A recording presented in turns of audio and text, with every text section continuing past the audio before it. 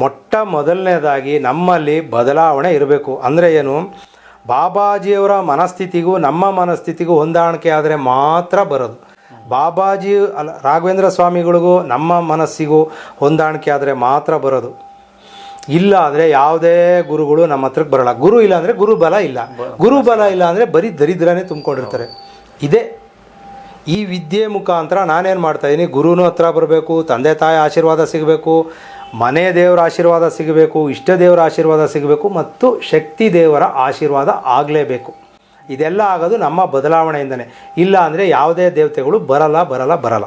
ಇವತ್ತು ಯಾವ ಥರ ಆಗಿದೆ ಅಂದರೆ, ಸಾಯ್ತೀನಿ ಅಂದವರೆಲ್ಲ ಸಾಧನೆ ಮಾಡ್ತೀನಿ ಅಂತ ನಿಂತಿದ್ದಾರೆ ಇವತ್ತು. ಆ ಥರ ಆಗಿದೆ. ಯಾಕಂದರೆ ಅವ್ರಿಗೆ ಈಗ ನನಗೆ ಹೆಚ್ಚಾಗಿ ಬಾಬಾಜಿಯವ್ರು ಕಾಣಿಸೋದಕ್ಕಿಂತ ಅವ್ರುಗಳಿಗೆ ಹೋಗಿ ಸೇವೆ ಮಾಡ್ತಾ ಇದ್ದಾರೆ, ನಮ್ಮ ಸ್ಟೂಡೆಂಟ್ಗಳಿಗೆ ಹೋಗಿ ಸೇವೆ ಮಾಡ್ತಾ ಇದ್ದಾರೆ. ಒಬ್ಬರಿಗೆ ಮಾಟದಿಂದ ಕಾಲನ್ನ ಬಂಧನ ಮಾಡಿದರು, ಮಳೆಗಳು ಹೊಡೆದು ಬಂಧನ ಮಾಡಿದರು. ಅದನ್ನು ನಾನು ಏನು ಬಾಬಾಜಿಯವ್ರ ಹತ್ರ ಕೇಳ್ಕೊಂಡಿಲ್ಲ, ಅವರೇ ಹೋಗಿ ಆ ಮಳೆ ತೆಗೆದು ಆ ಮಹಿಳೆ ಓಡಾಡೋ ಥರ ಮಾಡಿದ್ದಾರೆ. ಆಗ್ಬೋದಲ್ವಾ? ಯಾಕೆಂದರೆ ಸಂವಹನ ವಿದ್ಯೆ ಕಲ್ತಿದ್ದಕ್ಕೆ, ಸಂವಹನ ವಿದ್ಯೆ ಕಲಿತು ಅಳವಡಿಸ್ಕೊಂಡು ಅವರು ಜೀವನ ಶೈಲಿನ ಬದಲಾವಣೆ ಮಾಡ್ಕೊಂಡಿದ್ದಕ್ಕೆ ಬಾಬಾಜಿ ಹೋಗಿದ್ದು. ಇಲ್ಲಾಂದರೆ ಬಾಬಾಜಿ ಏನಕ್ಕೆ ಹೋಗ್ತಾರೆ, ಏನಕ್ಕೆ ಬೇಕು?